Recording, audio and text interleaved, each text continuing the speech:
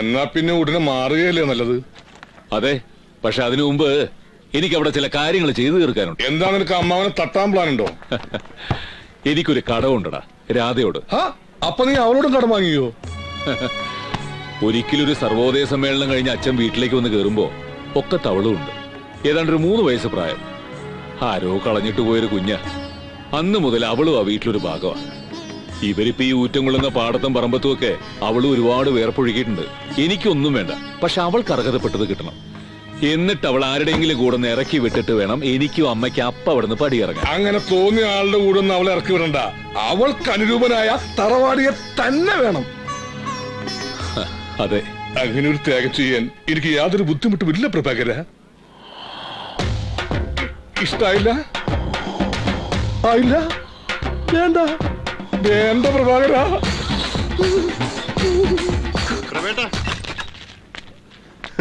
ഇന്ന് എന്തായാലും രക്ഷപ്പെടാൻ നോക്കണ്ട, ഞാൻ സമ്മതിക്കില്ല. രക്ഷപ്പെടുക എന്തിന്? നാറ്റിക്കരുത്. ഉത്തരവാദിത്തപ്പെട്ടൊരു പഞ്ചായത്ത് മെമ്പറാണ് ഞാൻ. നിന്റെ കാശിന് ഉറപ്പായിട്ട് തന്നേക്കാം, പ്ലീസ്. സമ്മതിച്ചു. പക്ഷെ പ്രഭേട്ട എന്നോട് ഒന്ന് വരണം. എങ്ങോട്ടേക്ക്? ആദ്യം വണ്ടി കയറി. അല്ല, ഞാൻ വരാൻ. സുബ്ര കടയിൽ നോക്കിക്കോളേ.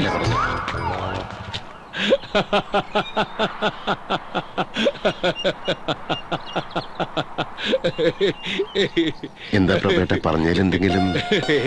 ഇത് പറയാൻ വേണ്ടി ഇവിടം വരെ വരേണ്ട വല്ല കാര്യം ഉണ്ടായിരുന്നോ?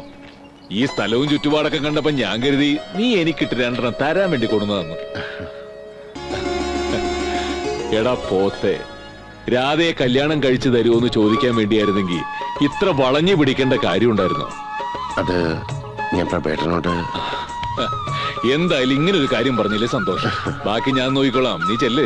ഞാൻ ബുക്ക് സ്റ്റാളിൽ വിടാം. വേണ്ട വേണ്ട, കോൾപ്പാടം കമ്മിറ്റിയുടെ ഒരു മീറ്റിംഗ് ഉണ്ട്. എനിക്ക് ഇവിടെ നിന്ന് നടക്കാനുള്ള ദൂരേ ഉള്ളൂ, നീ വിട്ടോ.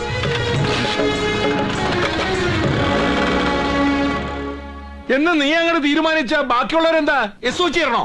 ഞാൻ പറഞ്ഞതിൽ എന്താ തെറ്റ്? കാലങ്ങളായിട്ട് ഈ കുടുംബത്തിന് വേണ്ടി കഷ്ടപ്പെടുന്ന ഒരു കുട്ടി, അവൾക്ക് അർഹതപ്പെട്ടത് കൊടുക്കണമെന്നല്ലേ ഞാൻ ഉദ്ദേശിച്ചുള്ളൂ. ന്യായം പറയച്ച ആർക്കും ഒരു അർഹതയില്ല. ഒക്കെ രാമകൃഷ്ണന്റെ മുതലാ. അതെ, നിന്റെ അച്ഛന്റെയും വെല്ലിച്ചന്റെയും കൊടനായക മൂലം തറവാട് ജപ്തി ചെയ്ത് പോകാൻ തുടങ്ങിയപ്പോ കടങ്ങൾ മുഴുവൻ തീർത്ത് സ്വന്തം പേര് രജിസ്റ്റർ ചെയ്ത് എന്റെ അനിയൻ രാമകൃഷ്ണൻ. ഓ, സമ്മതിച്ചു. ജീവിതകാലം മുഴുവൻ താമസിച്ചോളാൻ പറഞ്ഞ് ഈ വീടും പറമ്പും വല്യമ്മാവനെയും എന്റെ അമ്മയും ഏൽപ്പിക്കുമ്പോ ഇതിന്റെ പുറകിലുള്ള പാടവും പറമ്പൊക്കെ വെറും തരിശായിരുന്നു. 5-8 വയസ്സ് മുതൽ കൊത്തിയും കിളച്ചും അതൊക്കെ ഇങ്ങനെ ആക്കിയെടുത്തത് അവളും കൂടിയാ. ദേ ഇന്ന് രാവിലെ പാടത്തേക്ക് പോയി അവൾ ഇതുവരെ തിരിച്ചു കയറിയിട്ടില്ല. തേങ്ങ വിൽക്കാൻ നേരത്തെ എണ്ണം നോക്കി കാശ് വാങ്ങാൻ നല്ലാതെ ഒരെണ്ണം പെറുക്കിയെടുക്കാൻ പോലും നിന്നിട്ടുണ്ടോ വല്യമ്മാവൻ ഇതുവരെ? ഇല്ലല്ലോ. നീ അത്ര വലിയ കണക്കൊന്നും പറയണ്ട. നീയും നിന്റെ അമ്മയും ആ പെണ്ണും ഇത്രയും കാലം വാടക കൊടുക്കാതെ താമസിച്ചതിന്റെ കണക്കൊന്നും ഞാൻ സൂക്ഷിച്ചിട്ടില്ലല്ലോ. ഓഹോ, അപ്പൊ അങ്ങനെയാണ് കാര്യങ്ങള്. ശരി, ഇനി നിങ്ങൾ ആരും സഹായിച്ചില്ലെങ്കിലും രാധയുടെ വിവാഹം ഞാൻ നടത്തും. പിന്നെ കഴിഞ്ഞ 36 വർഷം ഞാനും എന്റെ അമ്മയും ഇവിടെ താമസിച്ചതിന്റെ വാടക കുടിശ്ശിക സഹിതം തന്നു തീർത്തിട്ട് പ്രഭാകരൻ ഈ വീടിന്റെ പടിയിറങ്ങും. ആ നഷ്ടത്തിന്റെ കണക്കൊക്കെ കൂട്ടി ഇനി ഇവിടെ ആരും പരിഭ്രമിക്കണ്ട.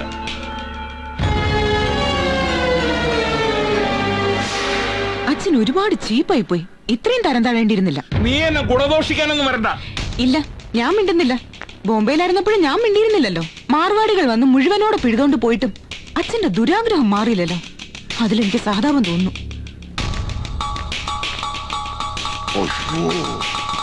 പോലെ കല്യാണം നടത്തുന്നൊക്കെ വാശി പിടിക്കാൻ എളുപ്പ, പക്ഷെ ചില്ലറ വേണ്ടേ? അതെ, പ്രഭേട്ടന്റെ അവസ്ഥ സുരേഷിന് അറിയാവല്ലോ. പെണ്ണിനെ പിടിച്ചിറക്കി കൊടുക്കുക, അവൻ കൊണ്ടുപോട്ടെന്ന്. അത് അവളോട് ചെയ്യുന്ന തെറ്റാ. തറവാട് പറമ്പിനോട് ചേർന്ന് അച്ഛന്റെ പേരിൽ കിടപ്പുണ്ട് ഒരു 25 സെന്റ് സ്ഥലം. അത് വിറ്റ ഇപ്പത്തെ ഒരു അവസ്ഥയിൽ ഒരു 5-6 ലക്ഷം രൂപയെങ്കിലും കിട്ടില്ലേ മാഷേ? പക്ഷെ ആര് വാങ്ങും പ്രഭാര? ഏക്കർ കണക്കിന് വാങ്ങിക്കൂട്ടാൻ മുതലാളിമാരുണ്ട്. 5-10 സെന്റ് വാങ്ങണത് വീട് വെച്ച് താമസിക്കാനുള്ള പാവങ്ങളാ. അവരുടെ ഒട്ട് കാശുമില്ല. സഹകരണ ബാങ്കിൽ പണയം വെച്ചാ ഏറിയ 1 ലക്ഷം രൂപ കിട്ടും. അത് മതിയോ നിനക്ക്? ഏത് സമയത്തും കാശെടുക്കാൻ പറ്റണ ഒരാളെ ഈ നാട്ടിലുള്ളൂ. ആരാ? പ്രസിഡന്റ് അവറാച്ചൻ. അബ്ദു തമാശ പറയാനുള്ള നേരമല്ലോ. അതൊരു കാര്യമായിട്ടാ എനിക്ക് തോന്നണത്. മാഷ് എന്തായി പറയുന്നത്? നിന്റെ വികാരം എനിക്ക് മനസ്സിലാവും. അവറാച്ചനോട് കടം മേടിക്കാനല്ലോ, സ്വന്തം സ്ഥലം തീർന്നു കൊടുത്തിട്ടല്ലേ. ശരിയാ, ഇതിൽ ഇത്ര നാണക്കേടൊന്നും വിചാരിക്കേണ്ട കാര്യമില്ല. എന്ന് വെച്ച് പ്രസിഡന്റും പ്രഭേട്ടനുമായിട്ടുള്ള രാഷ്ട്രീയ ഭിന്നത അവസാനിക്കുന്നില്ല. അതിനിയും തുടർന്നൂടെ? എന്തേ? അല്ലാതെ വേറെ മാർഗമൊന്നുമില്ല പ്രഭാര. ഇല്ലെങ്കിൽ പിന്നൊരു ഒറ്റ വഴിയുള്ളൂ. അത്യാവശ്യമായി പോയില്ലേ, 10 ലക്ഷം രൂപ ഞാൻ തരാം. എന്നാ കൊടുക്ക്. ലോട്ടറി അടിക്കട്ടെ. എറിയരുത്, ഞാൻ മയ്യത്താവും. എടാ ചാണ്ടി, നിനക്കിത് കേട്ടിട്ട് ചിരി വരുന്നില്ലേ? പിന്നെ എന്താടാ പോത്തെ വാ തുറന്ന് ചിരിക്കാത്തെ? ആ കറക്റ്റ്. ഇത് ചോദിക്കാൻ അവൻ എന്താ നേരിട്ട് വരാത്തത്? ഞാൻ മുഖത്ത് നോക്കി ഒരു ആട്ടാട്ടോന്ന് പേടിച്ചിട്ടുണ്ടാവൂല്ലേ? അതിപ്പോ എവരെ ആട്ടാമല്ലോ. ഓട്ടറ ചാണ്ടി, എന്റെ മക്കളെ അക്ഷരം പഠിപ്പിച്ച അധ്യാപകനല്ലേ, അവമാനിക്കണ്ട. എന്നാ മാഷിനെ ആട്ടിയത് മാത്രം പിൻവലിച്ചിരിക്കുന്നു. 2 സ്ഥലം കാലിയാക്ക്. അതെ, ഇളയപ്പന്റെ പൂത്ത കാശുണ്ട്, പക്ഷെ അതുകൊണ്ട് അവന്റെ സ്ഥലം വാങ്ങാൻ ഉദ്ദേശിച്ചിട്ടില്ല. ഇറങ്ങ വെളിയില്, ഇറങ്ങാം. നിക്ക് മാഷേ. ചാണ്ടി, ആദ്യമായിട്ട് സഹായം ചോദിച്ചു വന്നല്ലേ, മടക്കണ്ട. നമുക്കതങ്ങോട്ട് വാങ്ങാം. എന്താ? അല്ല, ഞാൻ സ്ഥലം വാങ്ങാം, പക്ഷെ എനിക്ക് ചില കണ്ടീഷൻസ് ഒക്കെ ഉണ്ട്. ആദർശവാനായ പ്രഭാകരനത് സ്വീകാര്യമാവുമോ ആവോ? പറ്റില്ല. ഈ കണ്ടീഷൻ എനിക്ക് സമ്മതമല്ല. 6 ലക്ഷം രൂപയ്ക്ക് ഒരാൾ എന്റെ സ്ഥലം മേടിക്കുകയാണെങ്കിൽ അത്രയും തുകയ്ക്കുള്ള മുദ്രപത്രവും വാങ്ങണം. അല്ലാതെ 60,000 രൂപ മാത്രം ആധാരത്തിൽ കാണിച്ച് ബാക്കി 5,40,000 രൂപ സർക്കാരിനെ പറ്റിക്കുന്ന പരിപാടി എന്റെ ആദർശത്തിന് ചേർന്നതല്ല. അത് കറക്റ്റ്. ആദർശം കളഞ്ഞാ പ്രഭാകരനില്ല, പീരിയില്ലാത്ത പുട്ടുപോലെ അല്ലേ പ്രഭാകര? മിസ്റ്റർ പ്രഭാകരൻ, ഭരണകൂടം എല്ലാ കാലത്തും ഒരു മർദ്ദക ദുർഗമാണ്.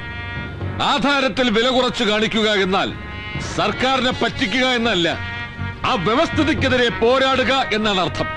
അങ്ങനെ മനസ്സിലാക്കിക്കൂടെ പ്രഭാകര? ഒന്ന് അവിടെ ഇരിക്കണോ? എടാ, ഇതിപ്പോ നീ മാത്രമൊന്നുമല്ല, ഈ ഇന്ത്യ മഹാരാജ്യത്തെ എല്ലാവരും ചെയ്യണതാ. പിന്നെന്താ? ഞാൻ പറഞ്ഞില്ലല്ലോ, എന്നെ കൊണ്ട് സർക്കാരിനെ വഞ്ചിക്കാൻ സാധ്യമല്ല എന്നല്ലേ ഞാൻ പറഞ്ഞുള്ളൂ. എന്നാ ഒന്നും കൊടുക്കാതെ അവളെ അവന്റെ കൂടെ പറഞ്ഞുവിട്. അവൻ ആവശ്യപ്പെട്ടിട്ടല്ലല്ലോ ഇത്രയും സ്വർണവും പണവും അവക്ക് കൊടുക്കാന്ന് നീ പറഞ്ഞത്. അതെങ്ങനെയാ മാഷെ? ഒന്നുമില്ലാതെ ഞാൻ അവളെ അതെ, പറ്റില്ല. അതുകൊണ്ടാണല്ലോ തൽക്കാലം ഈ വഴി അനുസരിക്കാൻ ഞങ്ങൾ പറഞ്ഞത്. ഇത്രയും കാലം നിന്റെ കുടുംബത്തിൽ കഴിഞ്ഞ ഒരു പെൺകുട്ടി, നീ സഹോദരിയെ പോലെ കരുതി നൽകുന്ന സഹായം, അതിന്റെ മുമ്പിൽ ഈ തെറ്റൊരു തെറ്റല്ല പ്രഭാര. അവറാന് പകരം വേറെ ആര് വന്നാലും കച്ചവടം നടക്കുന്നത് ഇത് തന്നെ വേണം. ഈ കാര്യത്തിൽ ഇനി ആലോചിക്കാനൊന്നുമില്ല, നമ്മളതങ്ങ് ഉറപ്പിക്കാൻ പോവാ. എന്നാലും എന്നാലുമില്ല. എല്ലാവരും കൈയടിച്ചേ.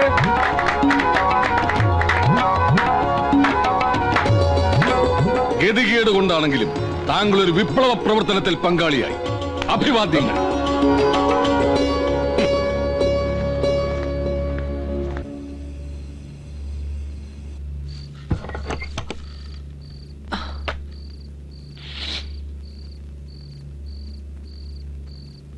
എന്ത് സരോമേ, എന്തു പറ്റി? ഹേ, നാളെ നിന്റെ കഴുത്തിലും കയ്യിലും എല്ലാം സ്വർണ്ണപ്പണ്ടം ഉണ്ടാവൂലോ എന്ന് ആലോചിക്കുമ്പോ ഒരു സന്തോഷം. നാളെ പ്രഭാകരന്റെ അച്ഛന്റെ പേരിലുള്ള സ്ഥലം കച്ചോടാ. അത് കഴിഞ്ഞാ നിന്നെയും കൂട്ടി ടൗണിലേക്ക് പണ്ടം എടുക്കാൻ പോവും. അടുത്ത ആഴ്ച നല്ലൊരു മുഹൂർത്തം നോക്കി അമ്പലത്തിൽ വെച്ച് കല്യാണം. അറിഞ്ഞാ വല്ല മുടക്കം പറഞ്ഞു വന്നാലോ എന്ന് കരുതി ഇവിടെ ആരെയും അറിയിച്ചിട്ടില്ല.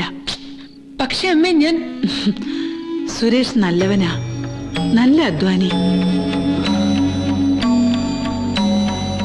ഒരു വീട് വയ്ക്കാനുള്ള ബന്ധപ്പാടില്ലാത്രേ അവൻ. ബാക്കി പൈസ അവനെ ഏൽപ്പിക്കാന്ന പ്രഭാരം പറഞ്ഞ്, എന്നിട്ട് വേണം എനിക്കും അവനും കൂടി സ്വസ്ഥമായൊരിടത്തേക്ക് മാറി താമസിക്കാൻ. നിന്റെ കാര്യത്തിൽ എനിക്കൊരു പേടിയുണ്ടായിരുന്നു, അതിപ്പോ മാറി. എന്റെ മോൾക്ക് നല്ലതേ വരുമെന്നും.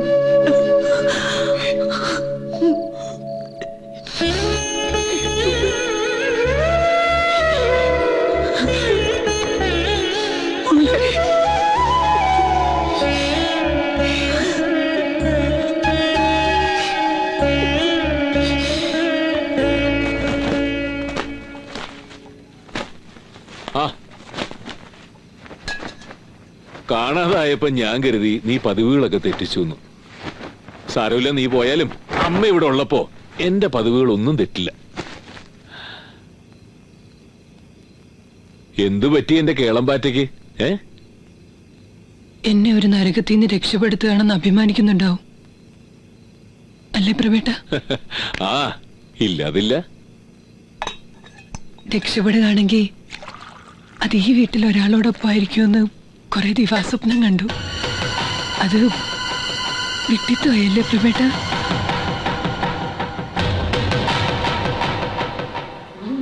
ഓരോ തവണ മിണ്ടിയും പിണങ്ങിയും കഴിയുമ്പോഴും എന്റെ മനസ്സറിയുന്ന ഒരാളാണല്ലോ ഇവിടെ ഉള്ളതെന്നുള്ള വിശ്വാസമായിരുന്നു എനിക്ക്. പക്ഷെ അത് തെറ്റി. രാധേ, ഒരൊറ്റ തവണ പോലും നീ എന്നോട് അങ്ങനെയൊന്നും.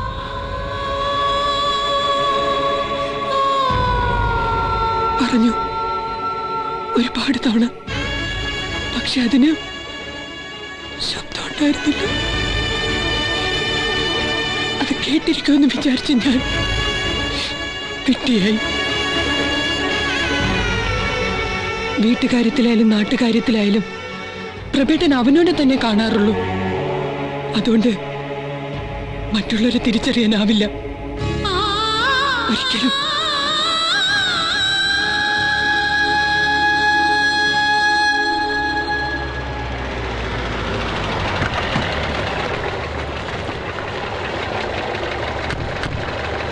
അവസാനം ഒരു ചെറിയ വിട്ടുവീഴ്ചയ്ക്ക് താൻ സമ്മതിച്ചു അല്ലേ? സന്തോഷം. കണ്ടേ, ആകാശം കൊടുക്കും. മാഷേ, ആ പൈസയും മേടിച്ചു.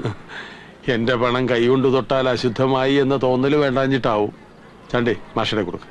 മാഷേ, ഇനി എല്ലാവരോടുമായി എനിക്കൊരു കാര്യം പറയാനുണ്ട്. കാലങ്ങളായിട്ട് ഞാൻ ഈ പഞ്ചായത്തിന്റെ പ്രസിഡന്റാണ്. അഴിമതി ഒരുപാട് ചെയ്തിട്ടുണ്ട്. കാശുണ്ടാക്കാൻ പല നക്കിത്തുരവും കാണിച്ചു. ഓരോ തവണയും ഇലക്ഷന് ജയിക്കാൻ വേണ്ടി പലതും ചെയ്തു. പക്ഷേ ഈ പ്രഭാകരൻ, ഈ കറകളഞ്ഞ ഗാന്ധിയൻ എന്നെ ശരിക്കും തോപ്പിച്ചു. അതേ പ്രഭാകര, കയ്യിലുള്ള ഒരു തുണ്ട് ഭൂമി പോലും മറ്റുള്ളവർക്കായി വിട്ടുകൊടുത്തിട്ട് തെരുവിലേക്ക് ഇറങ്ങിപ്പോയാലുള്ള ഈ മനസ്സിന്റെ വലിപ്പം ഞാനിപ്പോഴറിയില്ല. അതുകൊണ്ട് ഞാനിപ്പോ പ്രഖ്യാപിക്കുന്നു, ഇനി തോന്നൂർക്കര ഗ്രാമപഞ്ചായത്തിനെ പ്രഭാകരൻ നയിക്കും. ഞങ്ങൾ ഭരണപക്ഷവും പ്രതിപക്ഷവും പ്രഭാകരനെ സപ്പോർട്ട് ചെയ്യും. അടുത്ത പഞ്ചായത്ത് മീറ്റിംഗിൽ പ്രഭാകരനായിരിക്കും ഈ പഞ്ചായത്തിന്റെ പ്രസിഡന്റ്. വേണ്ട അവറാച്ച, അവറാച്ചന്റെ മാറിയ മനസ്സുണ്ടല്ലോ, അത് തന്നെ ധാരാളം. ആയിക്കോട്ടെ, എന്നാൽ നീ എന്നോട് ക്ഷമിച്ചു എന്ന് പറയണം. ആ ഗ്യാപ്പിൽ എന്നോടും ക്ഷമിച്ചു എന്ന് പറയണം. ചിരിച്ചു ചിരിച്ചു. അപ്പൊ ക്ഷമിച്ചു എന്ന് ഉറപ്പായി. അതെ അതെ, എന്നാ നമുക്ക് അങ്ങോട്ട് ഒപ്പിട്ടാലോ? അമ്മയും രാധയൊക്കെ അവിടെ കാത്തു നിൽക്കുന്നുണ്ടാവും. മാഷ അവരെ കൂടി സ്വർണ്ണക്കടയിലേക്ക് പൊക്കോളൂ, ഞാൻ എത്തിക്കോളാം. പ്രഭാകരനെ ഞങ്ങൾ ഡ്രോപ്പ് ചെയ്തോളാം. വരും. ശരി മാഷ.